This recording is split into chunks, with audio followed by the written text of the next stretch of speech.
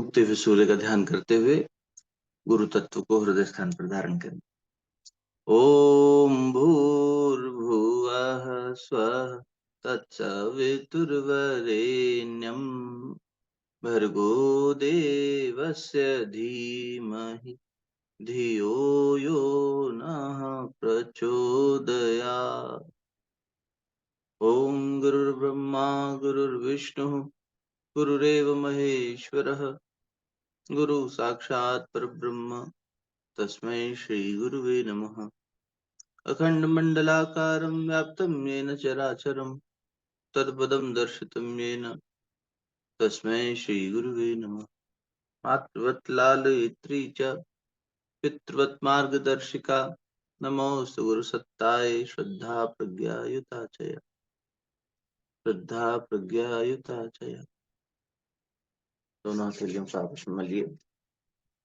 प्राप्त हुई दिव्यता को मुखमंडल पर हृदय स्थान एवं नाभि कमल पर स्पर्श कर।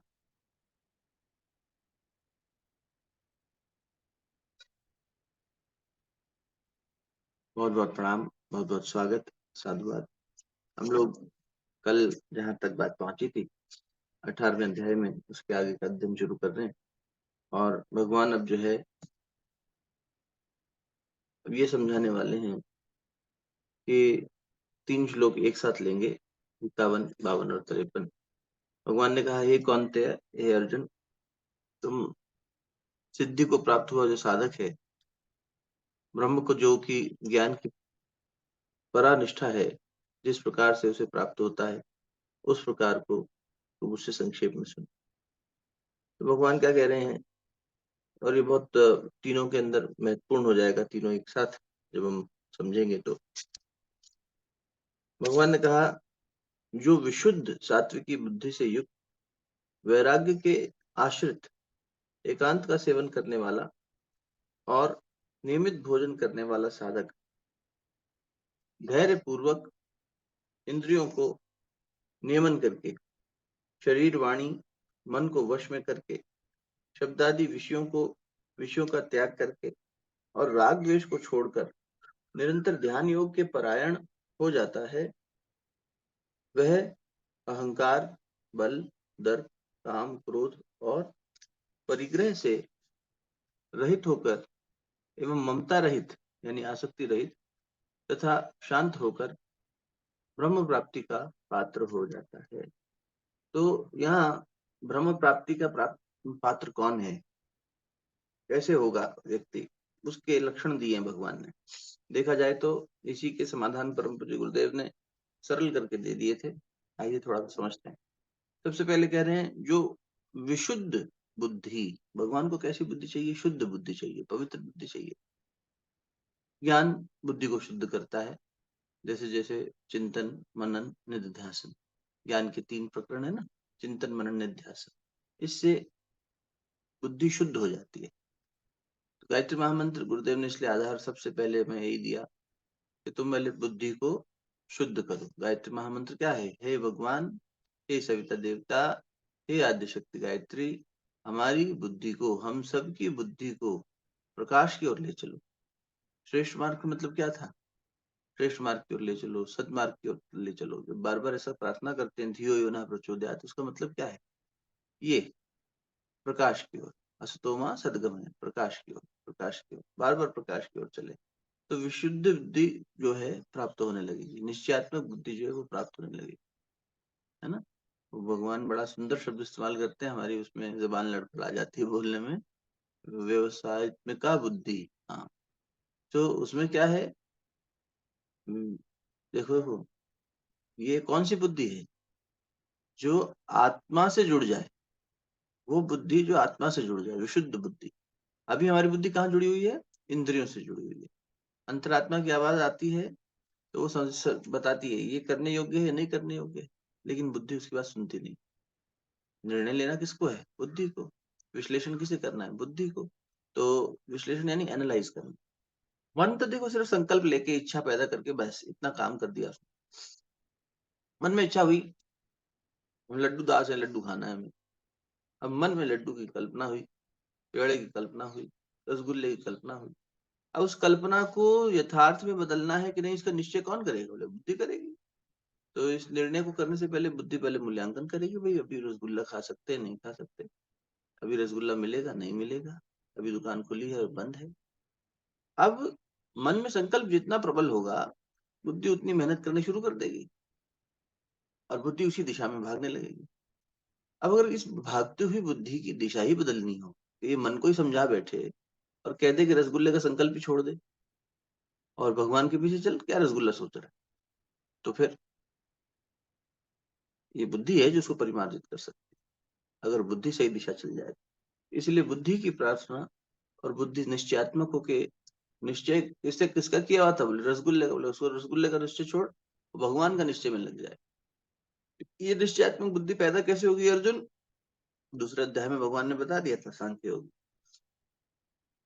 तब वहां ये दोनों शब्द आए थे, निश्चयात्मक बुद्धि और आत्मिका बुद्धि, यानी जो व्यव करती है, व्यवसाय करती है। कहाँ? आत्मा में ही व्यवसाय करती है, इसी में रहती है। तो आत्मिक जो होकर जो कार्य करे, ऐसी बुद्धि विशुद्ध हो जाती। तो विशुद्ध बुद्धि प्राप्त करने के लिए जप करना पड़ेगा।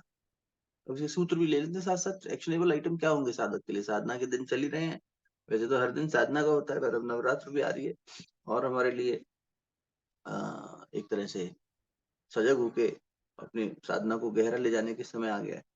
तो सात्विकी बुद्धि से युक्त होकर वैराग्य के आश्रित, वैराग्य वैराग्य वैराग्य, कबीरदास जी ने कहा कि जब लगना था जगत का तब भक्ति ना होए, नाता तोड़े हरि भजे भगत कहा वे सोए। जब लगना था जगत का, जब लगन यानी लगन, लगन होता है एक, जैसे बच्चा लगन से पढ़ाई कर रहा है तब भी कहते हैं लगन, इन्वॉल्व होना। और एक शादी में भी लगन कहते हैं, इनका लगन। विवाह समारोह को भी, विवाह को भी लगन कहते हैं, यानी दो लोगों का आपस में मिलना, दो वस्तुओं का आपस में मिलना। जब लगना था जगत का, जब ये जीव का मन कहाँ लगा हुआ था? बोले जगत में। जब लगना था जगत का तब लग भक्ति ना होए, तो भक्ति नहीं होगी लग के। और नाता तोड़े हरि भजे, नाता तोड़ के हरि भजे भगत कहा वे सोए। ये नाता तोड़ना जो है ना, ये वैराग्य। जब पढ़ाई के दिन आते थे, हमें याद है माता पिता सारी व्यवस्था हटा देते थे आसपास से मनोरंजन वाली, खेल कूद, कोई बच्चा कोई पड़ोसी कोई आके तंग कर रहा है। यहाँ तक कि हमारे पिताजी कहते थे कोई बाहर से आके घंटी बजाएगा, इनका मन इधर उधर विचलित होगा, कौन आया, क्या हो रहा है, ताला लगाओ, आपको कहीं जाना है जाओ, मैं इनके साथ बैठा हूँ। माता जी कहते थे आप बाजार का काम करना है, कुछ कर रहा हो, या मैं जा रहा हूँ तो आप, मैं ताला लगा के जा रहा हूँ, आप लोग अंदर बैठो, ध्यान दो के पढ़े। तो हमारे ऊपर माता जी या पिताजी कोई ना कोई, चलो पढ़ाई करो। अब ये फोन के जमाने आ गए, देखो कितने अच्छे बच्चे जो पढ़ते हैं वो सारा मनोरंजन का हटा देते हैं संसाधन। नहीं, हमने सोशल मीडिया नहीं, दोस्ती नहीं, कुछ नहीं, खेल कूद नहीं, अभी हम इस समय सिर्फ और सिर्फ लगन हमारी पढ़ाई में लगी हुई है। एक उदाहरण है समझने के लिए, है ना, अभी सही गलत के विश्लेषण मत जाना।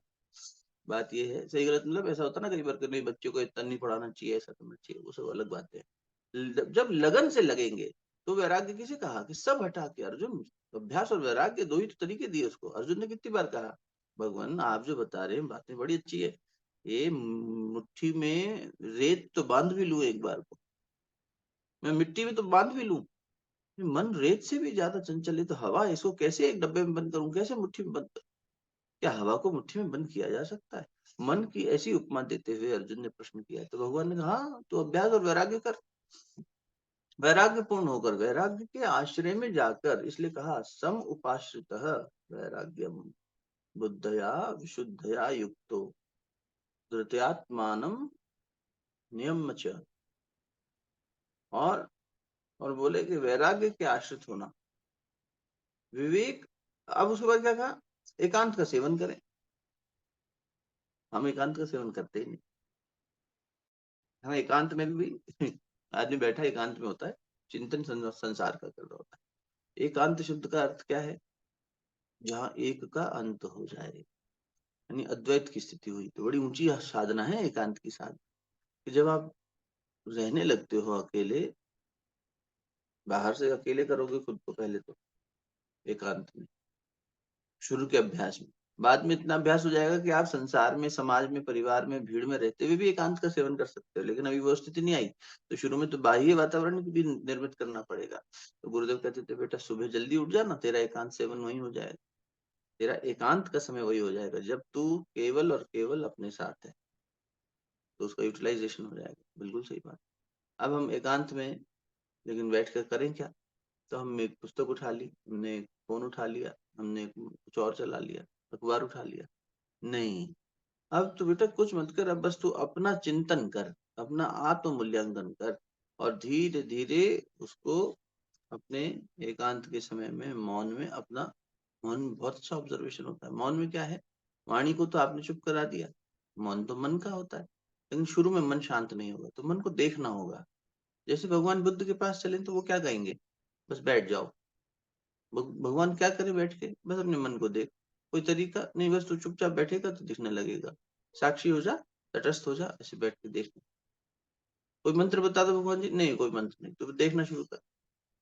अब जब आप देखना शुरू करेंगे, अब वो तो क्योंकि देखने का अभ्यास नहीं है, इसलिए पहले सांसों पे देखने का अभ्यास कराया जाता है। मूल में जो घटना घटित हो रही है, जैसे ध्यान एक घटना है ना, वो जहाँ घटित होगी जा जाके, उससे पहले धारणा करवाई जाती है, यानी एकाग्रता कराई जाती है। जो भी हम ध्यान बोलचाल में बोल देते हैं कि माला उठाई और हम तो ध्यान कर रहे हैं, हम तो जप कर रहे हैं। नहीं, तुम ध्यान नहीं कर रहे, तुम एकाग्रता का अभ्यास कर रहे हो, और एकाग्रता के अभ्यास को धारणा कहते हैं। जब मनोभूमि को एकाग्र कर लेंगे, वहां से वो शुरू होगी और होते होते निरुद्ध अवस्था में पहुंच जाएगी, ध्यान की ऊंची कक्षा में पहुंच जाएगी, वहीं से ऊंची अवस्था होगी समाधि। इसीलिए धारणा, ध्यान और समाधि, अंतरंग जो योग भगवान पतंजलि ने बताए, बहिरंग योग और अंतरंग योग, अष्टांग योग दिया ना, तो उसमें तीन जो अंदर के थे वो क्या थे, धारणा, ध्यान, समाधि। ये एक ही चीज है, लेकिन धारणा में तुम एक विचार का आधार बना के चलने लगते हो, उस डोर को पकड़ के दौड़ते रहते हो उसके ऊपर। अब वो विचार ओम भी हो सकता है, मतलब आपका मंत्र भी हो सकता है, आपके गुरु का कोई वाक्य हो सकता है, हमारे इष्ट का चित्रण हो सकता है। हम बस विचार को उधर ही घुमा रहे हैं, हनुमान जी, हनुमान जी, हनुमान। हनुमान की लीला, हनुमान कैसे दिख रहे हैं, हनुमान छोटे कैसे हैं, हनुमान बड़े कैसे हैं, अंजनी के साथ क्या व्यवहार कर रहे हैं, किसी के साथ सीता जी को वापस, ये सब हनुमान हनुमान हनुमान।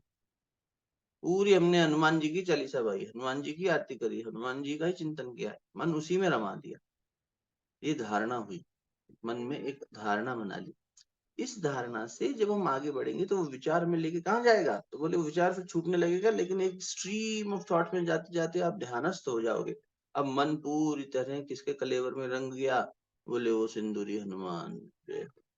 ठीक, अब बोले अब यहाँ से वो इतना निकट चला जाएगा, एक समय पे हनुमान जी भी छूट जाएंगे और साकार से निराकार समाधि में पहुंच जाएगा। लेकिन इसके लिए एक यात्रा है, एक अभ्यास, एक निरंतरता चाहिए। थोड़ा सा मान लो कभी क्षणिक हो भी गया तो मतलब क्षणिक वैराग्य से काम नहीं चलेगा, और क्षणिक इससे पवित्र बुद्धि से भी काम नहीं चलेगा। बुद्धि जो पवित्रता से युक्त हमेशा हो, बार बार डगमगाए नहीं। और दूसरा बोले जो वैराग्य के आश्रित हो सके। और तीसरा बोले एकांत का सेवन कर। एकांत में वहां एक तांत हो गया, देखो चलता हुआ, वहां से फिर वो उससे भी परे चला गया साधक, साकार से निराकार। यहाँ एकांत का सेवन हमें यहाँ से शुरू करना है। पहले अपने आसपास के वातावरण से खुद को कम से कम स्थिति में ले आओ। उस एकांत में क्या होगा, अपनी खोज होनी शुरू हो जाएगी। और भगवान कह रहे हैं कि एकांत का सेवन करने वाला, हम कई बार शायद शेयर किया, हमारे मित्र हैं लखनऊ में, उनके पिताजी अच्छे बड़े वकील हैं, लेकिन बहुत लंबे समय से हम जान रहे हैं उन्हें, लगभग हमें ही हो गए 18-19 साल देखते हुए। सुबह 5 बजे से लेकर 9 बजे तक मौन है उनका। वो अपने पूजा घर में है, सब कुछ है। 9 बजे वो, 9 बजे से जब वो काम पे लगेंगे पूरी तरह काम में है, परिवार के साथ में पूरी तरह परिवार से, कोई फोन नहीं उठा रहे परिवार के साथ में, तो कुछ नहीं, परिवार मतलब परिवार। फिर उस समय एकदम उन्होंने बहुत ऐसा संतुलित बनाया हुआ है। तो अब बनाते बनाते ये क्रम हो गया है कि लोगों को पता है कि साहब ये मिश्रा जी तो नहीं अवेलेबल होंगे इस समय। ये इनको ऑफिस में तुम कितनी देर भी बैठा लो पकड़ के, मतलब उतना कितना कॉल कर लो, इस समय पे ये अभी नहीं है ऑफिस में, इसका मतलब अभी ये फोन नहीं उठाए, या अभी इनसे उपलब्धता नहीं होगी। तो लोगों ने भी अपना समय, उनका काम है तो उस हिसाब से लोगों ने बना लिया डिसिप्लिन अपना भी। जब हम डिसिप्लिन में आए तो संसार डिसिप्लिन में आ गया ना। बिल्कुल, एकांत का सेवन। फिर उन्होंने कहा नियमित भोजन करने वाला साधक लघुभाषी, लघुभाषी जो नियमित रूप से भोजन करता है, जो भी नियम है आप, लेकिन फिर उसको नियमित रूप से पालन करना, उसमें अनियमितता नहीं। कभी इधर खा लिया, कभी उधर खा लिया, कभी बीच में चल लिया, कभी कुछ कर लिया। हम तो पशु जैसे, पशु से भी बुरा आचरण हो गया ना। पशु भी भूख लगने पे खा रहा है, हम तो बिना भूख के भी इधर उधर खाए जा रहे। गुरु जी डांटा करते, हमें आदरणीय शरद पारदी जी ने बताया एक बार कि हम गुरु जी के साथ टोली में गए, तो गुरु जी और हम 3 लोग थे, कुल 4 लोग। और गुरु जी इतने सज्जन, इतने सरल कि कोई तामझाम उनको,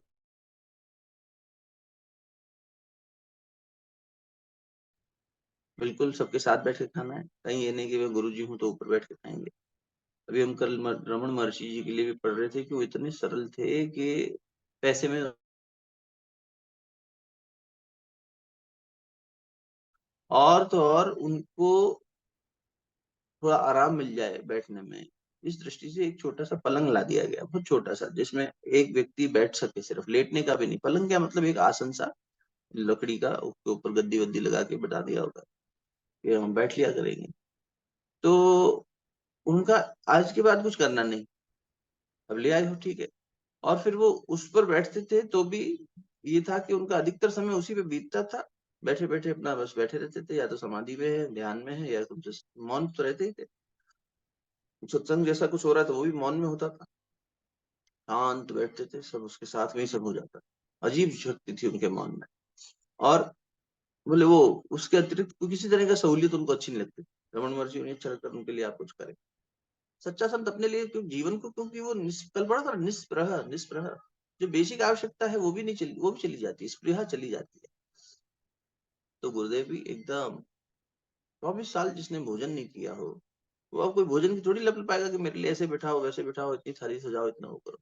दूध में नमक डाल के दे दिया किसी ने, गुरुदेव ने पी लिया, उल्टा दूसरों को और कहा चुपचाप पी लो, भक्ति से लाइए ना, चलो लेके स्वीकार करो जो लेके आइए। उसने अपने प्रेम भाव में गलती से चीनी समझ के नमक डाल दिया, तुम पी लो। अरे गुरु जी पी ले चुपचाप, मैं पी चुका, बस हो गया। तो उन्होंने ये बताया घटना कि हुआ ये कि भोजन परोस जो है ऐसी व्यवस्था थी कि कोई परोसने वाला नहीं था, हमें उठ के लेना हो तो खुद लो। तो मैं एक बार उठ के गया, दूसरी बार गया तो गुरु जी ने डांटा।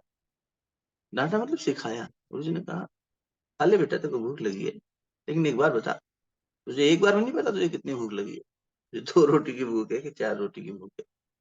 इसका मतलब अब तेरी जीभ लपड़ पा रही है, तो बार बार जो है अपनी इंद्रिय पूर्ति के लिए जा रहा है कि थोड़ा सा ये और खा लूं, थोड़ा सा वो और खा लूं। भाई एक बार गया कुछ नहीं कहा, दूसरी बार जा रहा है, इसका मतलब अब तो स्वाद के पीछे भाग रहा है। सिखाना है उनका तो काम, एक बार बार बार बार बार, थोड़ा कठोर भी है, थोड़ा वो भी है। तो उस दृष्टि से गुरुदेव डांटा करते थे, तुम्हें खाना है तुम जितना लेना है एक बार में लेके बैठो, तुम्हें अपनी भूख का मूल्यांकन करना नहीं आता। थोड़ा ये खाएं क्या, थोड़ा वो खाएं क्या, ये क्या बार बार हो रहा है, एक बार में खा ले, झूठन नहीं जाए, इतना मूल्यांकन होना चाहिए। तुमने इतना सब ले लिया, फिर कह रहे हैं हमें अच्छा नहीं लग रहा, अब बेस्वाद है इसलिए छोड़ रहे हो, ये क्या बात हुई, भूख होती तो अभी 10 बार ले लेते जाके। इसीलिए तुम्हारे स्वाद का बना हो चाहे ना बना, तुम्हें जितनी भूख है एक बार जान लो, तुम्हें स्वाद लग रहा है बैठ जाओ खाओ, एक बार बार उठ के क्यों जाते हो, नाटक। तो गुरु छोटी छोटी आचरण से सिखाता है कि देखो तुम्हारा इंद्रिय लोलुपता तुम्हें दौड़ा रही है। ये बात बड़ी छोटी सी लगती है, यहाँ से उठकर हम खाना ही तो लेने गए थे, गुरु जी इसमें क्या है। बेटा ये जो 10 कदम चल के गया थाली में फिर से लेने के लिए, संसार में जीवन भर तो यही कर रहा है, यही यात्रा कर रहा है, बाहर जा रहा है, इधर से इधर, इधर से इधर, कहीं 10 कदम, कहीं 100 कदम, कहीं 1000 कदम, चलता जा रहा है, दौड़ता जा रहा है, थोड़ा और ले, थोड़ा और ले, थोड़ा और। तो आश्रित हो गया है इसके, मन हावी हो गया है तेरा, ये नहीं हो जाए। तो इसलिए भगवान कह रहे हैं नियमित, नियमितता का मतलब समय की भी नियमितता होती है, अनुशासन, और कितना खाना है, क्या क्वांटिटी में खाना है, नियमितता। और फिर अभक्ष नहीं खाना, निश्चित रूप से यहाँ पर तो सात्विक भोजन की बात ही हो रही है। तो नियमित भोजन करने वाला, कोई कहे नहीं नियमित रूप से हम नॉनवेज खाएंगे, नियमित रूप से मदिरा पान करेंगे, अरे साधना की बात हो रही है, अभक्ष की बात नहीं हो रही। अभक्ष मैंने जो नहीं है योग्य, उसकी बात नहीं हो रही। लघवाशी जो भोजन नियमित रूप से किया जाए, साधक का भोजन, और उनका धृत्यात्मान नियम च, धृत्य यानी धैर्य पूर्वक,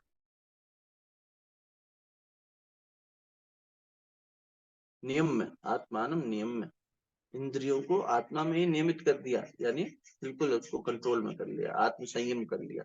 यहाँ आत्मानम शब्द आत्मा के लिए नहीं आया, संयम के लिए आया, आत्मा। गीता जी में कभी कभी हम ये कंफ्यूज हो जाते हैं, भगवान ने मन और आत्मा का भी यूज किया ना टर्म का, कहीं मन को कह रहे और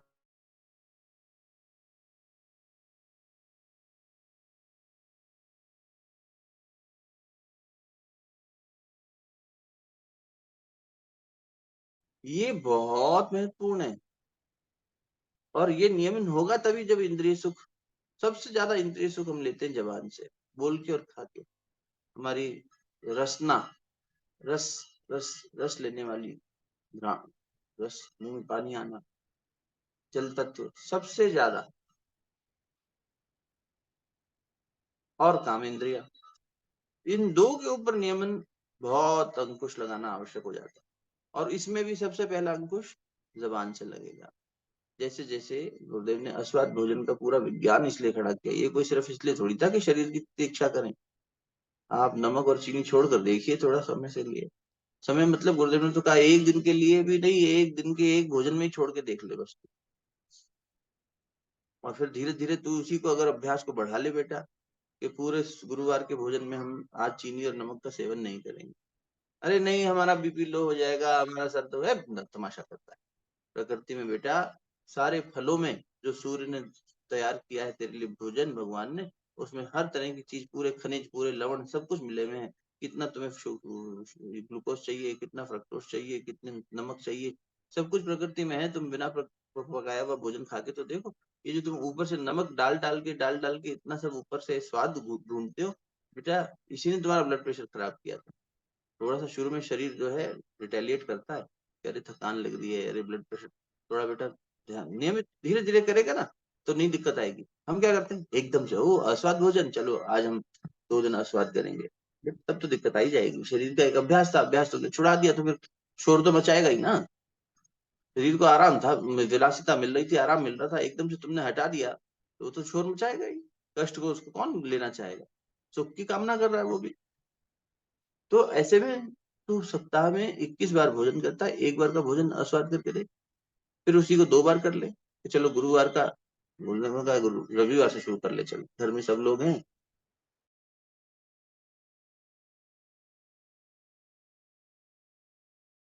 बच जाए तो गुरुवार भी साथ ले।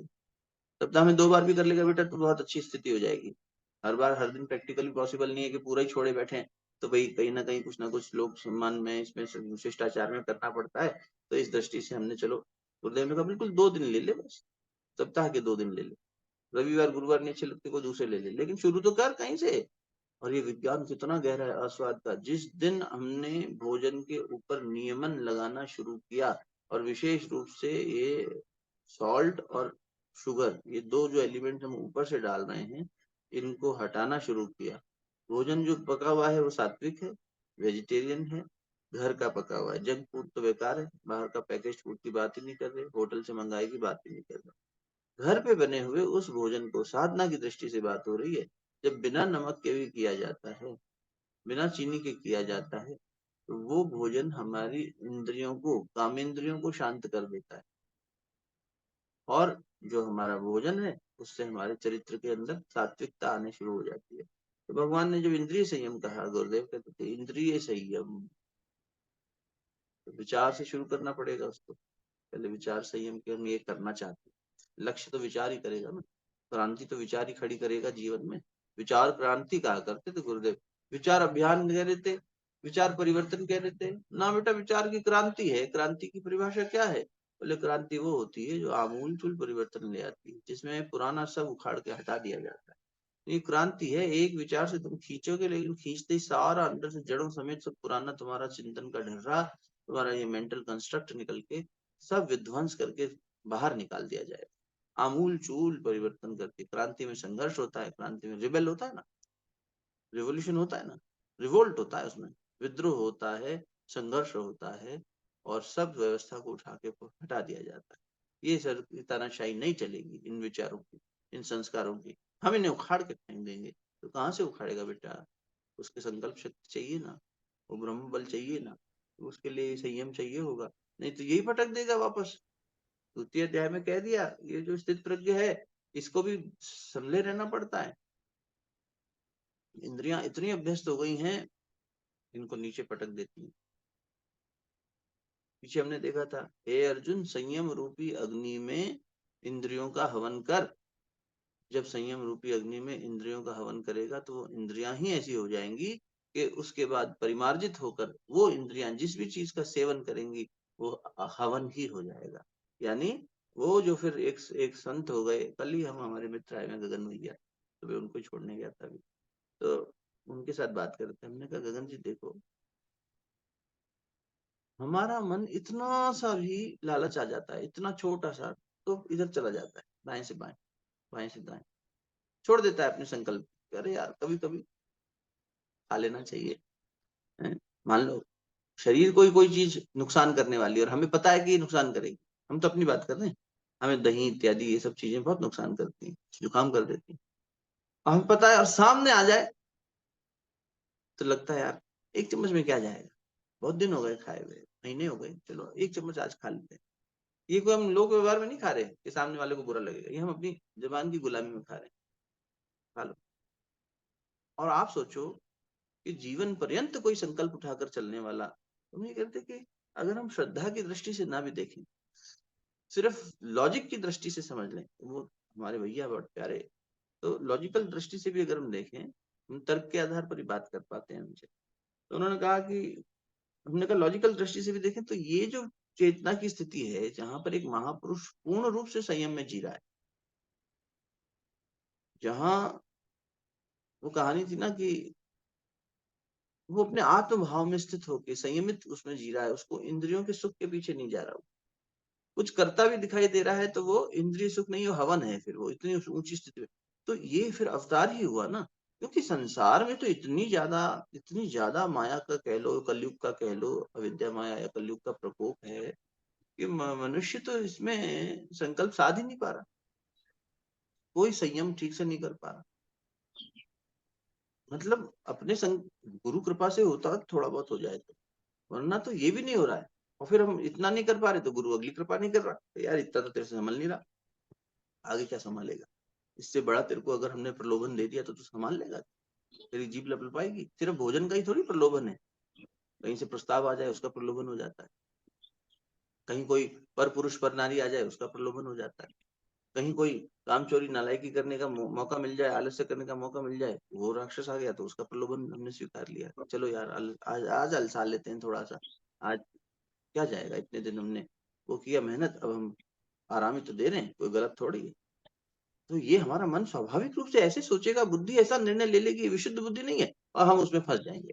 लेकिन तर्क की दृष्टि से भी, यदि हम, वही रमन महर्षि की बात हो रही थी, गुरुदेव की बात हुई, फिर विवेकानंद इत्यादि महापुरुष जो है उनकी बात हुई, हमने कहा अगर उसके लिए कहा गया है कि जीवन मुक्त है तो फिर जीवन मुक्त है, फिर इस बात को तर्क के आधार पर मेरे को तो ठीक दिखती है। इसमें कोई श्रद्धा की बात नहीं है कि मुझे विवेकानंद प्यारे लगे तो ही मैं इनको बात, दिख रहा है यार वो व्यक्ति बंध ही नहीं रहा कहीं, तो फिर जीवन मुक्त कैसे नहीं हुआ। या आत्म भाव में स्थित इंद्रिया कर ली है उसने, तपा लिया अच्छे से, फिर अवतार है वो। अवतार क्या है, मतलब उसकी खेलने की फ्रीक्वेंसी अलग है, हम जिस फ्रीक्वेंसी में खेल खेल रहे हैं जीवन का, हम वहां फंस रहे हैं, बार बार गिर रहे हैं, उठ रहे हैं, वो तो अलग ही स्थिति में खेल रहा है। तो फिर वो हमसे बहुत ऊंचा हो गया भाई, फिर ऐसे करके बात करनी पड़ेगी उससे कि हाँ आप हो, तो हम तो वहां तक पकड़ ही नहीं बना पाए, पहुंच ही नहीं पाए। फिर हमने उनकी धर्मपत्नी की बात करी श्वेता की, हमने कहा देखो कितने साल तो उनको ही हो गए, अब धीरे धीरे भगवान गुरु उनके लिए आगे का रास्ता खोलता चला जा रहा है, उनके आगे वाले भी कुछ होंगे तो उनमें खोलेंगे। वन प्लस से किसने ज्वाइन किया हुआ है, आप अनम्यूट हो गए, म्यूट रखिए खुद को, ध्यान दीजिए। तो भगवान आगे का रास्ता खोलता है, आगे के संकल्प तब सिद्ध करवाता है जब पहले इतने संकल्प तो साध ले बेटा, इतनी साइकिल चलाना तो सीख ले, फिर तू सड़क पे चला लेना, अभी घर के आंगन में चला ले, फिर सड़क पे चलाना, फिर बड़ी सड़क पे हाईवे पे भी चला लेना, वही साइकिल है, लेकिन राजमार्ग नहीं खोल रहा अभी हमारे लिए। तो जो अपने इतने ज्यादा स्व में स्थित है, जैसे वो कहानी अभी जो याद आ रही थी वो कहीं आपसे थी ना, कि एक व्यक्ति खीर लेके गया तो एक ऋषि के पास गया, तो ऋषि ने खीर खाई, वापस जाने लगा तो जमुना जी में पानी तेज था, तो उसने कहा जमुना जी से कहना कि अगर इस ऋषि ने कभी भी भोजन ना किया हो, जीवन में कभी अन्न धारण ना किया हो, तो मुझे रास्ता दे दो। तो ये कह रहे भाई साहब अभी तो आपको मैंने ही खिलाई है खीर। मैं क्या बात कर रहे हो आप, अभी तो आपने खाई है। आप कह रहे हो कि आप कभी अन्न धारण नहीं किया। और रमना रास्ता भी दे रही है, जमुना माता कह रही है जाओ, बात सही है, इन्होंने कभी अन्न नहीं धारण किया। चक्र आ गया। लेकिन उसमें सोचा कि अब मैं भगवान कृष्ण के पास जा रहा हूँ, ऋषि महात्मा को क्यों तंग करना। तो अपना जब तक में लग गए, भगवान कृष्ण से ही पूछ लूंगा। भगवान कृष्ण के पास गए, कृष्ण भगवान से पूछे पहले कि खीर तो लाया हूँ आपके लिए, लेकिन एक ऋषि से मिलके आ रहा हूँ, उन्होंने ऐसा ऐसा। बोले हाँ तो उन्होंने ठीक ही तो कहा था। अच्छा चलो पहले हम भी खीर खा ले फिर बात करते हैं। और हाँ, खीर खाई उन्होंने। अब उन्होंने भी वो तो मजेदार है भगवान कृष्ण, तो मजे लेने के बिना काम होता नहीं। खीर खा लिए, फिर बोले अच्छा सुनो, अभी जाओगे तो यमुना जी में पानी फिर तेज तो हो गई, वो तो उनकी सिद्धि से कम हो गया था और तुम यहाँ पहुंच पाए। अब जाओगे तो पानी फिर से वेग से चल रहा है। उनसे कह देना कृष्ण अगर सदैव ब्रह्मचारी रहा हो तो रास्ता दे दे, तुम्हें रास्ता मिल जाएगा। हाँ तुम क्या बात कर रहे थे वैसे। हे भगवान वो बात तो कर ही रहे थे, पर भी आपने भी एक प्रश्न हमारे मन में खड़ा कर दिया, क्या हुआ। आपकी तो इतनी रानियां हैं, 16,108 रानियां पटरानियां, आप रुक्मणी जी और राधा जी, और इतना रास, तो आप कहाँ ब्रह्मचारी हुए। बोले बेटा तेरी दृष्टि ब्रह्मचारी की परिभाषा ही गलत है, और तेरी वो भी क्या अन्न धारण करने की परिभाषा। उन ऋषि ने कभी अन्न धारण नहीं किया, क्योंकि उन्होंने अपने शरीर को, तू प्रेमवश लाया तो तेरा सम्मान रखते हुए उस अन्न को अपने शरीर को दे दिया। ये कौन सी बात बता रहे हैं आपको। हे अर्जुन, संयम रूपी अग्नि में इंद्रियों का हवन कर और उन्हें तपा के ऐसा कर ले कि फिर वो एक हवन कुंड बन जाए। वो इंद्रियां ही हवन कुंड बन गई, अब उसमें जो आहुति दोगे वो यज्ञ है। तो अब जब उन्होंने वो भोजन अपने शरीर रूपी अग्नि कुंड में डाला, हवन कुंड में डाला, और नीचे जठराग्नि जल रही है, उसको अर्पित किया ना स्वाहा करते हुए, तू लाया था तो तेरा प्रसाद समझ के उन्होंने स्वीकार कर लिया कि भगवान ने व्यवस्था बनाई है, ये भक्त लेकर आया है तो उसका भी अपमान ना हो। और मैं तो खाता नहीं, इस शरीर को खिलाता हूँ, तो शरीर को खिला दिया और फिर अपना लग गए जब तक। बाहर से कर्म करता हुआ हो सकता है वे व्यक्ति दिखाई दे, लेकिन भीतर में स्व आत्मानम, वो अपने आत्मा में ही स्थित है। धृत्य आत्मानम, धैर्य पूर्वक इंद्रियों को संयमित करके आत्मा में स्थित है। वो लालच के लिए नहीं खा रहा, वो स्वाद के लिए नहीं खा रहा। और बोले आपका, बोले हमारा भी यही है, हम तो ब्रह्म में आचरण करते हैं, शरीर से तुम्हें कहीं नृत्य करते दिखाई दे जाते हैं, नहीं तो हम तो सब जगह हैं भैया, हमने कहाँ अपना ब्रह्म का आचरण छोड़ा बताओ। हमेशा सदैव उसी को परमात्म चेतना में बना है, आत्म चेतना में साधक बना हुआ है, गुरु की चेतना में शिष्य बना हुआ है। तो ये ऊंची स्थिति हो गई ना। अब यहां तक पहुंचेंगे तब वो कह रहे हैं तब लास्ट में भगवान क्या कह रहे हैं, इतने लक्षण के ब्रह्म प्राप्ति को पात्र, प्राप्त का पात्र हो जाता है। को प्राप्त हो जाता है नहीं, उसका पात्र हो जाता है। अभी ब्रह्म पात्र प्राप्ति का पात्र हो गया, इसको ब्रह्म मिल सकता है, फिसल वहां भी सकता है यार, पात्र है, एलिजिबल है। ओ इसका मतलब अभी एक संभावना गुंजाइश छोड़ दी, ब्रह्म भूताय कल्पते। अच्छा भगवान, अभी भी ये नहीं बोल गए आप कि इसको ब्रह्म प्राप्त हो गया या वो ब्रह्म ज्ञानी हो गया। अभी भी आपने इतना कह के छोड़ दिया है ना। तो अब आगे, अभी तो लक्षण थोड़ी हुए हैं। तो इंद्रिय संयम, अब ये हमें अपने जीवन में उतारने हैं, आचरण में ना। इंद्रियों का नियमन करके, फिर शरीर वाणी मन को वश में करके। अरे बाप रे, न शरीर वश में, न मन वश में, न वाणी वश में। एक लाइन में तीनों बोल तो गए, लेकिन शरीर हमारे चलाए चलता नहीं। हमने संकल्प किया इतना चले, नहीं पहले ही थक जाता है, इतने देर बैठे उससे पहले ही उठ जाता है। और मन तो इसको वैसे ही नहीं बैठने देता। पहले तो शरीर का स्वास्थ्य ठीक नहीं, और उसके बाद शरीर के साथ साथ जो मन है वो भी विकार रहित है, उसमें भी विकार है। तो वो विकार वाला मन क्या कर रहा है, भाग रहा है इधर, बैठने ही नहीं दे रहा टिक के। शरीर बैठा भगवान का जप करने, मन भाग गया कहीं और। बोले शरीर से मन जप कर लो, अरे शरीर से जप करोगे शरीर को थोड़ा फायदा मिल जाएगा उतनी देर आसन में बैठने का और जपने का, इंद्रिय उतनी शुद्ध तो होगी। ऐसे तो भगवान कहते हैं कि बेटा थोड़ा कुछ तो फायदा होगा, लेकिन जो हो सकता था वो नहीं होगा। वाणी का संयम, ऐसी वाणी बोलिए मन का संयम बता दिया कबीरदास जी के जन्म में गुरुदेव ने। ऐसी वाणी बोलिए मन का आपा खोए, और इनको शीतल करे आपको शीतल होए।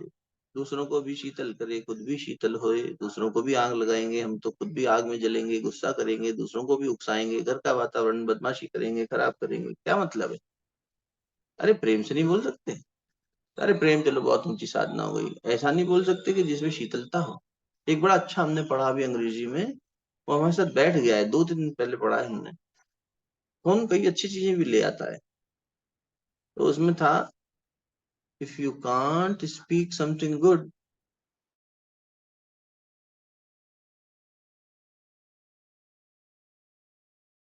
हमारे ये समझ में आई, अंग्रेजी में शब्द इधर उधर हो गया होगा, कि जब तक तुम्हारे पास कुछ अच्छा कहने को ना हो, शांति रहने दो भाई। हाँ, कुछ अच्छा हो कहने को, इससे अच्छा क्या तुम्हारे पास इस साइलेंस से अच्छा कुछ है, तो बोलो, नहीं तो चुप बैठो, अपना आनंद लो इस। चुप बैठने का मतलब ये नहीं मन में सोच के बैठना, ये शांति का आनंद लो ना। सुख शांति के लिए जीना चाह रहे थे, अब तुम इस शांति को भंग करना चाह रहे हो। अभी देखो, अगर आप एकांत में बैठ जाएं तो शांति, कभी पीछे गाड़ी आ रही है यार, गाड़ी कचरा लेने आई, कभी मंदिर की घंटी आई, हर तरह की आवाज आ रही है ना, हमारा मन इसको सुन के कहे ये क्या आवाज आ गई, घंटी को सुन के कहो ओ वो आवाज आ गई, तो ये अशांति है। जब तू बैठा ही शांति में था, पहले तो अशांति फैलाता है, फिर शांति लेकर आता है, ये कौन सी समझदारी है। तो उन्होंने कहा कि जब तुम्हारे पास कुछ अच्छा कहने को तभी मुंह खोलो, वरना चुपचाप बैठो। अब हम ये करते ही नहीं, तो वाणी संयम कहाँ है हमारा, वही वाणी संयम, अभी थोड़ी देर पहले कहते जबान का संयम, गुरुदेव वही कहते थे। ध्यान जब करने बैठ जाता है, तेरी जबान इस लायक है क्या, सिर्फ ऐसे दांत मांज लिए, ब्रश कर लिया, जबान साफ कर ली, उससे साफ हो जाएगी क्या बेटा।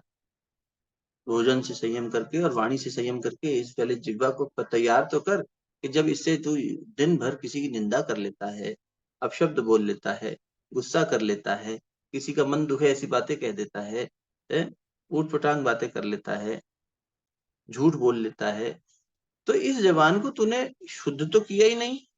बुद्धि शुद्ध होना तो बहुत ऊंची चीज है, तू तो इंद्रिय भी शुद्ध नहीं कर पाया, इससे तू बोलने बैठा। और तू कह रहा है कि गायत्री माता मैं आपकी प्रार्थना कर रहा हूँ, आप सुन नहीं रहे। अरे, तू कुल्हाड़ी तू तेज कर नहीं रहा है, और उम्मीद कर रहा है कि तू लकड़ी काट लेगा, 100 मन लकड़ी काट लेगा, बेटा तू 1 मन लकड़ी भी नहीं काट पाएगा, क्या करेगा। पहले अपनी कुल्हाड़ी को तो तेज कर, उपासना क्या है, इनका शुद्धिकरण तो कर। इसलिए पवित्रीकरण करो, न्यास करो, ये सब शुरुआत में क्यों कराया जाता है।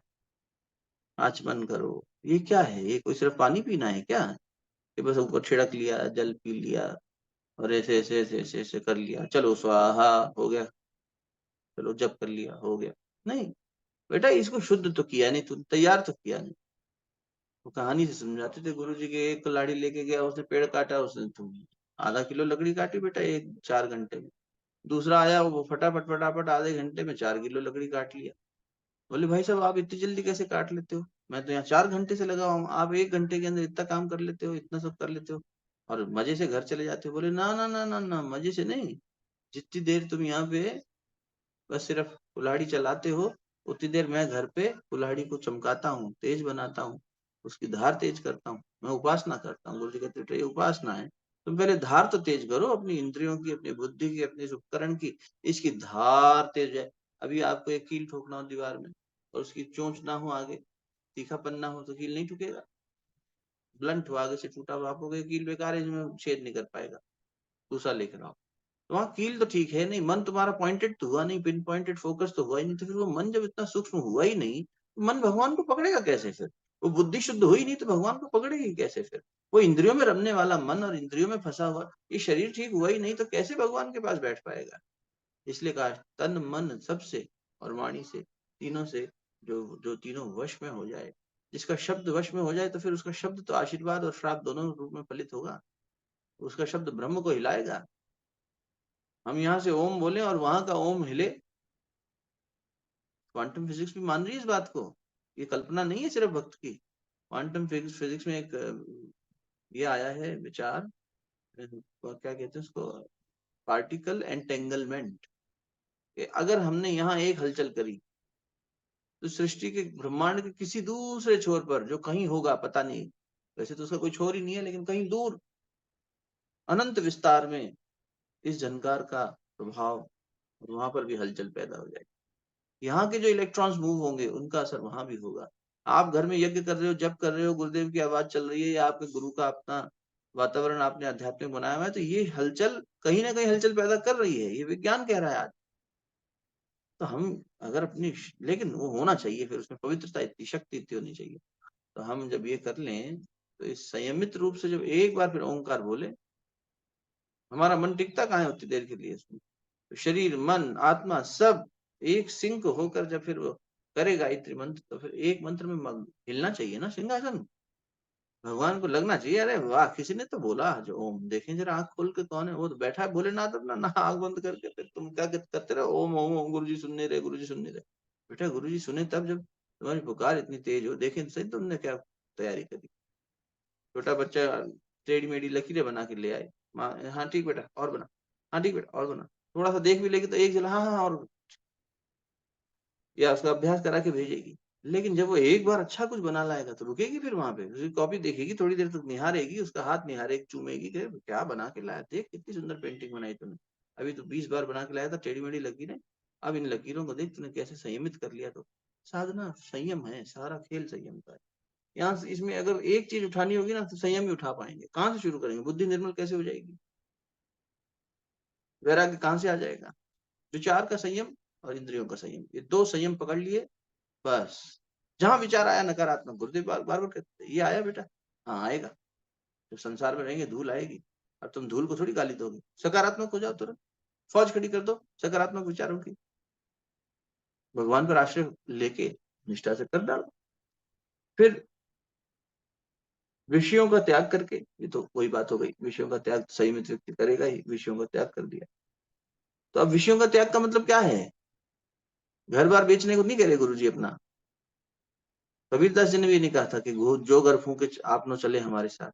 घर फूकने का मतलब था ये वासनाओं कामनाओं का अंदर जो एक घर बना रखा है, भावनाओं का अपेक्षाओं का घर बना रखा है, ये चाहिए वो चाहिए, नहीं मिलता है तो दुखी होते हो, ये घर फूक दो, अनन्य आश्रय ले लो परमात्मा का। कल ही सत्संग के बाद में चौहान बाबू जी की जब बात कर रहे थे, आप वो झाड़ू लगाते लगाते जो गए, तो अरविंद मामा जी ने हमें याद दिलाया कि आपको शायद पता हो या ना पता हो, लेकिन फिर भी उनके जब बिटिया की शादी थी, तो फिर हमें याद आया कि हाँ एक बार हमने भी ये सुना था।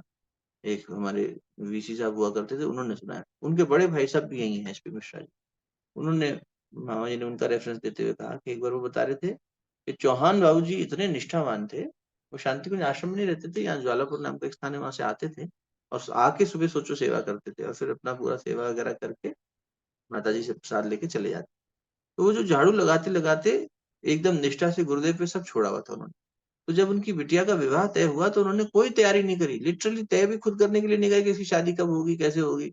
जब घर परिवार में बात संयोग बनी तो अपने आप वो बात बन गई, जब बन भी गई तो अब घर के प्रमुख होने के नाते, बिटिया के पिता होने के नाते जो एक होता है ना कि भाई बेटी की शादी का दायित्व निभाना है तो कुछ करना पड़ेगा। अब तो तक शादी तय हो गई, कुछ नहीं गुरु जी से कहा तक नहीं, अब गुरु जी ने पूछा हाँ जी तो आपके आशीर्वाद से हो गया, तय हो गया। अब व्यवस्था, तो गुरु जी को पता था कि ये इतना अनन्य आश्रय है, भगवान को जब पूरा सर्व धर्म परित्याज्य सब छोड़कर तुम भगवान की शरण में आ जाओ, भगवान ये कह रहे हैं, तो वो उसका जीता जागता प्रमाण थे।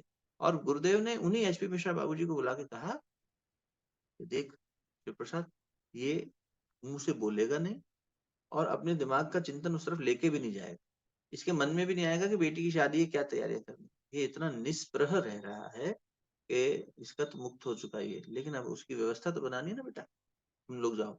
तो यहाँ शांति कुंज से आश्रम से सारी व्यवस्था खड़ी करी गई, गुरुदेव के कहने पर, चौहान बाबू जी के कहने पर नहीं कि हमारी बेटी की शादी है गुरु जी कुछ कर दो, भगवान जी कुछ कर दो, हमारे घर में ये चल रहा है ना, तुम्हें पता है क्या करना है कब करना है, हमें तो जो आपने काम दिया हम तो वो कर रहे हैं, फिर आप जानिए आपको कैसे अपनी लीला करनी है क्या करना है।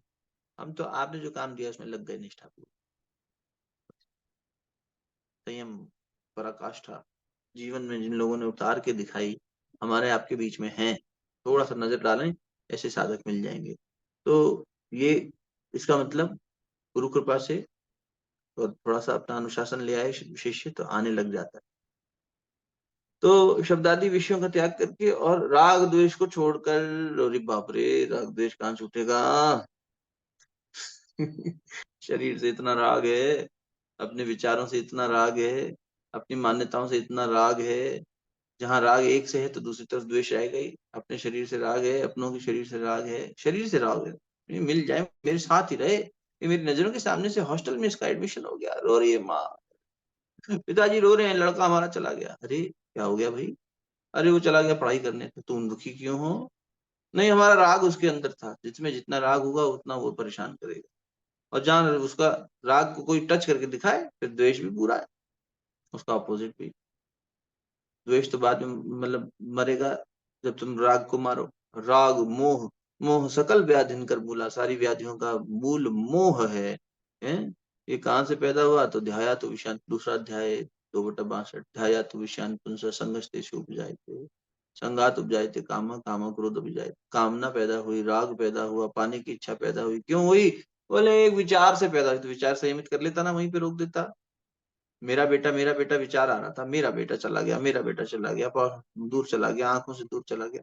अरे मेरा बेटा, उसको बोल तो भगवान का बेटा है, अपने जीवन को जीने। पंछी तक ये करता है, वो नहीं पकड़ता मेरा बच्चा, वो भी लात मार के पशु भी कहता है भाग, भागना सीख, और अपनी दौड़ खुद भाग, फिर तू अलग, मैं अलग, बस हो गया खेल, जीवन शुरू उसका।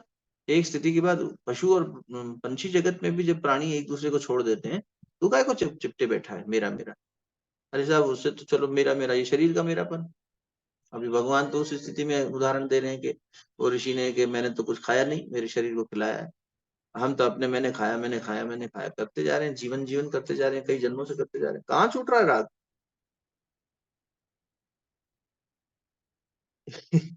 बड़ी एक मामला भारी है भाई। ये सब ऐसा देख के लग रहा है नमस्ते।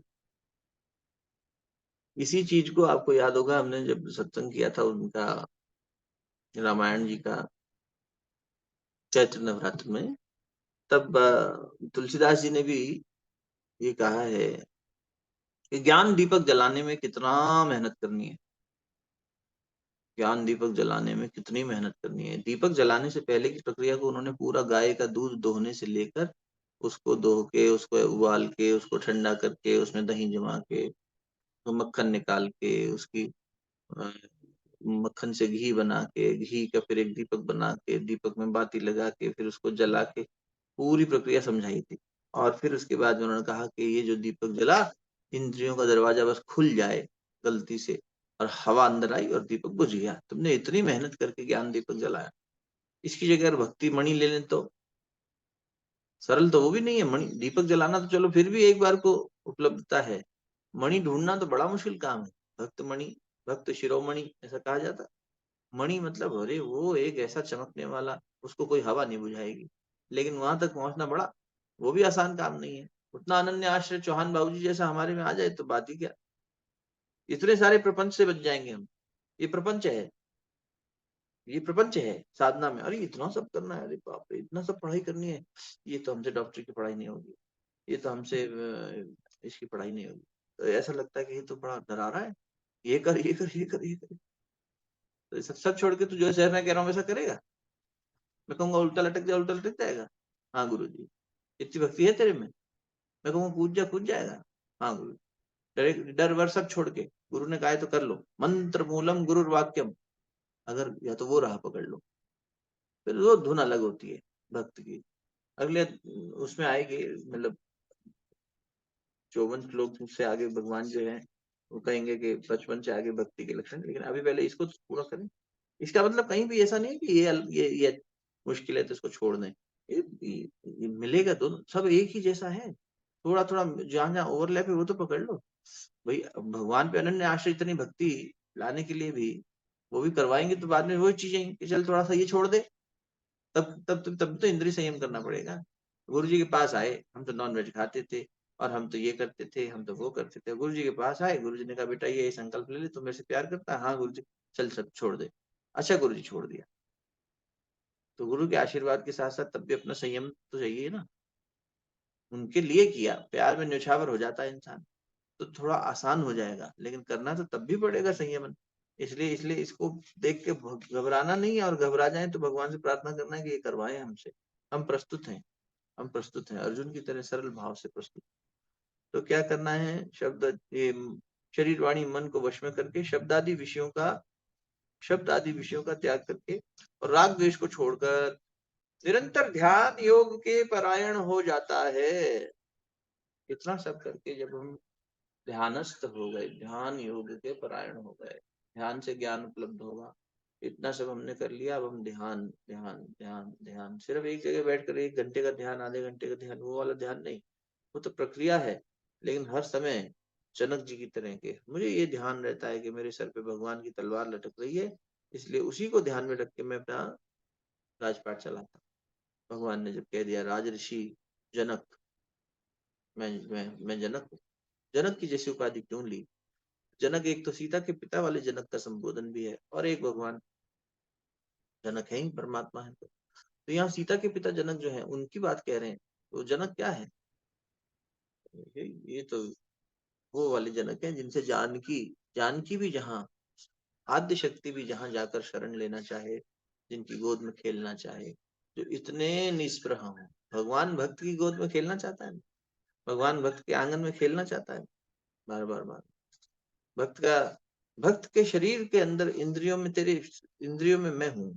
ध्रुव जी ने कहा ना, हे भगवान आपने क्या चमत्कार कर दिया। जब ध्रुव जी अपना भक्ति उनके अंदर खिलने लगी तो शरीर की इंद्रियों में भगवान प्रवेश कर गए। तो भक्त के शरीर में भगवान प्रवेश करना चाहते हैं, जहाँ इंद्रिय शुद्ध हो गई वहां फिर वो पूरा शरीर, आप सोचो, जब हम बाबा की बात ठोक बजा के करते हैं, और जो लोग भी उन्हें नजदीक से जानते हैं, कल हमें असल में उन्हीं के सपने में खो गए थे, फिर सपने में आ गए, उनके पुरुषार्थ अलग ही, एक पूरी नदी बहने लगी, हम सपने में देख रहे हैं। तो उनके मार्गदर्शन में एक नई नदी गई, और उनके परिवार के सदस्य भी, दूसरे सदस्य भी, कई लोग दिखाई देने लगे। और ऐसा रोमांच था उस स्वप्न में कि वो स्वप्न में ये घटना में ही था कि भैया ये मानवीय पुरुषार्थ से, गुरु कृपा से पैदा हुई पहली नदी ऐसी है जो कि इस तरह से बह रही है अनवरत। नहीं तो बाकी तो फिर प्रकृति ने बनाई है, परमात्मा ने बनाई है, पर यहाँ परमात्मा और मानवीय पुरुषार्थ का सम्मिश्रित एक वो है, और बाबा इसको गाइड कर रहे हैं। तो हम ऐसा एक स्वप्न देख रहे थे अभी थोड़ी देर पहले तक। उनको छोड़ के आ गए, फिर आके लेट गए, फिर स्वप्न में चले गए, फिर उठे हम। अच्छा, हमारी नींद कैसे खुली देखो आज। हम जब स्वप्न में थे तो फिर हम, हमारा एक वो था स्वप्न का दूसरा हिस्सा, उसमें बाबा ने हमें कहा आज का ये कर्मकांड ये संपन्न कराएगा। तो हमारा डर उन्हें पता था कि इसकी तैयारी कम है, तैयारी कम होती है तो आदमी, हमने कहा बाबा हमें ये वाले मंत्र कम आते हैं, इसमें मंत्र में त्रुटि हो जाएगी थोड़ी सी, बाकी तो हमें आते हैं, पर ये दो चार मंत्र ऐसे वाले हैं इसमें हाँ वो हम देख लेंगे, तुम चलो शुरू करो। और शुरू करो तो जैसे ही हम बैठे, हमने गायत्री मंत्र बोलना शुरू किया, तो मैं गायत्री मंत्र बोल रहा था, जब मैं नींद खुली, मैंने कहा अरे, मैं ऐसे ही सुबह उनको छोड़ने गया तो कुत्ते में आया, लेट गया कि चलो थोड़ी देर, और वो स्वप्न में चला गया। लगभग 1 घंटा में स्वप्न में रहा, या मतलब उस अवस्था में रहा, लेटे अवस्था में। फिर एकदम से नींद खुली, मैं गायत्री मंत्र बोल रहा हूँ, तो मेरे को एकदम नींद खुली, उनका गायत्री मंत्र बोल रहा हूँ, आज तो गीता जी की क्लास है, सवेरे का समय है। देखा कि 6:05 हो गए। तब अल्पा बहन जी का मैसेज आया हुआ था कि क्या आज कक्षा है। तब हमने निवेदन किया कि हाँ भैया अभी आ रहे, 10 मिनट दो जरा। तो हम कहाँ चले गए, जब किसी के अंदर, ध्रुव जी के अंदर भगवान प्रवेश करे तो उनकी इंद्रियों में भगवान ही भगवान हो गया। तो हम लोगों ने देखा है ऐसे, ये सौभाग्य मिला कि गुरु को उनके शरीर के रूप में नहीं देखा। इवन माता जी को भी मैंने तो नहीं देखा, बहुत लोगों ने शायद देखा हो, गुरुदेव को भी सशरीर देखा हो। लेकिन जिन्होंने देखा भी है सशरीर, वो आज भी अनुभव उस शरीर को थोड़ी कर रहे हैं, आज भी उनकी चेतना को अनुभव कर रहे हैं, शरीर तो चला गया। और हमने जिन्होंने देखा ही नहीं कभी शरीर से, हमने उन्हें किन के माध्यम से देखा? उनके साहित्य के माध्यम से। हाँ ठीक है, गुरुदेव को कहते थे कि ज्ञान शरीर मेरा ये है, सूक्ष्म शरीर मेरा ये है, लेकिन उससे ज्यादा मैंने सच में गुरुदेव की किताबें बहुत कम पढ़ी होंगी। कोई एक किताब भी आप मुझसे कहें आपने पूरी शब्द बाई शब्द पढ़ी हो, 20 पेज की, 25 पेज की किताब भी पूरी पढ़ी हो, मुझे याद नहीं आता कि मैंने एक किताब भी पहले लाइन से अंतिम लाइन तक पढ़ी हो। लेकिन उनके साथ रहे हुए लोग, जिनसे गुरुदेव प्रकट होते हैं, हम शांति कुंज पहुंचे, हमने सभी बड़ों से निवेदन किया कि हमें, जब थोड़ी सी ऐसी स्थिति हो गई थी स्वीकार्यता का, मतलब एक होता है ना कि शुरू शुरू में तो कुछ पता ही नहीं है, हम सीख ही रहे हैं, एक गेस्टेशन पीरियड कह लो उसको। वो हमारा ओरिएंटेशन गेस्टेशन पीरियड कंप्लीट हो गया, 2-1 साल, जन शताब्दी भी हो गई। तब हमने, या जन शताब्दी आई थी 2011 की बात थी, हमने कहा कि सब जो जितने हमारे बुजुर्ग हैं, ये आज हमारे साथ सशरीर हैं, कल चले जाएंगे, इनकी छोटी छोटी इंटरव्यूज लिए जाए, इनके, इनसे जाना जाए गुरु जी क्या है। तो हमारे एक बहुत अच्छे बड़े भाई, गुरु भाई दिवेश व्यास जी, उनसे हमने प्रार्थना करी। उनका हाँ अच्छा विचार है, हम लोग अनुमोदन ले लेते हैं और करते हैं। तो स्वीकार हो गया ये प्रस्ताव, और हमने, बस हम अपनों से अपनी बात के रूप में बता देते थे कि ऑफिस खत्म होने के बाद आज शाम को यहाँ गोष्ठी, यानी कि छोटा सा सत्संग हो, बहुत बड़ा तामझाम नहीं, और मीडिया वाली टीम उसका रिकॉर्डिंग कर लेगी, और हम लोग कुछ प्रश्न तैयार कर लेते थे। तो हम लोगों में जो हमारे जैसे और युवा साथी थे, कभी वो कभी हम, उनका जैसे साक्षात्कार ले रहे हैं, इंटरव्यू ले रहे हैं। अच्छा बाबा आप कब जुड़े गुरुदेव से? गुरुदेव को अंदर आपको क्या दिखा? आज तो हम देख रहे हैं गुरुदेव इतने विराट हैं। आप 1950 के दशक में, 60 के दशक में मथुरा के स्टेशन पे बैठे हैं, गुरु जी आचार्य जी हैं, एक धोती कुर्ते वाला खादी कुर्ता, गुरुदेव तो पीला भी नहीं पहनते। तो आपने क्या पहचान करी उनकी? आपको क्या दिख गया उसमें? वो क्या घटना घटित थी ऐसे गहराई में जाके? तो जो जैसे अब मान लो विवेकानंद को हम पढ़ रहे हैं और हमें कोई मिल जाए जो विवेकानंद जी के साथ रहे हो, तो हम कहेंगे ना आप बताओ आपकी दृष्टि से ये नरेंद्र क्या दिखता था, कैसे हिलता था, कैसे बोलता था, क्या करता था? तो हमने इन लोगों के जीवन से गुरु जी को पकड़ने का प्रयास किया और फिर इनके जीवन में भी गुरुदेव इतने रच बच गए थे। अब आप सोचो ना, बाबा का जीवन कोई और चिंतन करता ही नहीं है। आज खाने में क्या बनाए ये चिंतन होगा क्या उनके जीवन? है ही नहीं। और कई जगह से हम तो देखो तार्किक व्यक्ति रहे, खोजी व्यक्ति रहे, इसलिए हम तो ठोक बजा के देखते थे, छुप छुप के देखना जैसे कि कहीं इनकी कोई चोरी पकड़ में आ जाए ना। है ही नहीं कुछ। कहीं इनमें कोई भय पकड़ में आ जाए, शेर जैसा गर्जन, भयंकर शेर। अभय हो जा जो कहते हैं कि भयहीन वो क्या होते हैं हमने देखा। और हमने तो बहुत छोटा सा देखा है, फिर जिन लोगों ने और ज्यादा उनको नजदीक से देखा है उनके यौवन काल में, उनके शुरू के समय में, आज तो वो भी 87-88 वर्ष के हो गए। और चलो 18 साल से हम देख रहे हैं, तो 70 वर्ष की आयु से हमने उनको पहली बार देखा, उनके दर्शन पाए। वो पिछले जी 35-40 साल में जिन लोगों ने और देखा है, फिर वो अरे ये दहाड़ते हैं। तो फिर गुरुजी ने इनके बारे में ऐसा भी कहा है, गुरुजी ने इनके बारे में ऐसा भी कहा है, उस गोष्ठी में गुरुजी ने कहा था वीरेश्वर ऐसा है। तो फिर जब ये बातें आती हैं तो फिर उस पर श्रद्धा पूरी तरह से स्वीकार करते हैं कि हाँ हमने चौक बजा के हमने भी प्रमाणित देख लिया कि ये तो भैया किसी चीज से डरते नहीं, निष्ठा पूरी है, सत्य को छोड़ते नहीं, सत्य का ही वर्ण करते हैं। श्रद्धा क्या है? जो सत्य को धारण करे। शक्ति परिभाषा भी यही कह रही है, इनके जीवन में उतरती दिखाई दे रही है, इनमें गुरुजी ही है बस, अब कुछ नहीं। तो फिर क्या हुआ? इसमें भगवान है। मैं कोई एक व्यक्ति विशेष की बात नहीं कर रहा, मैं आपको एक उदाहरण दे रहा हूँ कि मेरा रेफरेंस पॉइंट है वो। तो आप अपना रेफरेंस पॉइंट ढूंढ लो कि जिस व्यक्ति में, जिस शरीर में वो परमात्मा जितना उतर गया, और उतरने का प्रमाण गीता जी जब दे रही है तो हमें लगता है कि अच्छा ऐसा हो सकता है क्या कि ध्रुव जी जो है, भागवत कह रही है, गीता भी नहीं कह रही, भागवत जी कह रही है, चलो भक्ति का ग्रंथ है, हो सकता है ऐसा किसी ने कल्पना में लिख दिया हो कि ध्रुव जी कह रहे हैं कि भगवान आप तो मेरी इंद्रियों में उतर रहे हो और मेरी सारी इंद्रियां आप ही के रूप में होती चली जा रही है। ये कोई कल्पना चल रही है क्या? ये हो सकता है क्या? ये है। जिन लोगों ने अपने जीवन में उतारा है उनका जीवन देखो आप, फिर वो उसी की प्रतिमूर्ति हो जाते हैं। हमने एक ही बार दर्शन किए? नहीं, हमने दर्शन नहीं किए। हमारे अरविंद मामा जी ने किए होंगे बहुत बार। पंडित जी बोला करते थे लीलापत जी को। साक्षात देखने वाले लोग कहते हैं कि उनका शरीर की आकृति, भाव, कहने का तरीका बहुत कुछ गुरुदेव जैसा हो गया। आकृति तक बदल जाती है। उपासना की शक्ति तो देखो। हम भगवान को खींचते कहाँ हैं? हम तो खींचते हैं भोग को। भोग को खींचेंगे तो भोग का आएगा। भाई जैसा खाएंगे, तीखा खाया हमने तो तीखे की प्रतिक्रिया होगी, मीठा खाया मीठे की होगी। भोग में भी ऐसा ही है, जितनी रुचि, जितना जैसा वैरायटी है वैसा होगा। तो यहाँ तो वो रस का जो सोर्स है उसको हम खींच ही नहीं रहे। जब उसको खींचेंगे तो उसकी जैसी सब प्रतिमूर्ति बनते चले जाएंगे। इसमें क्या गलत है? फिजिक्स का सिद्धांत है, हाई पोटेंशियल से लो पोटेंशियल एनर्जी आती है, तुम खींचने वाले बनो बस, लेकिन वो रिसीव करेगी तभी आएगी, आ जाएगी। तो जब ये स्थिति आ जाएगी तब भगवान कह रहे हैं कि ध्यान योग में वो परायण हो जाएगा, और फिर अहंकार, बल, दर्प, काम, क्रोध और परिग्रह ये सब छूट जाएगा, इससे रहित हो जाएगा। अहंकार छूट जाएगा सबसे पहले। अहम गया तो सभी चुप चला गया। ये राग राग वगैरह सब इसी से पैदा हो रहा था, मैं से ही मेरा पैदा हो रहा था, मैं ही खत्म हो गया।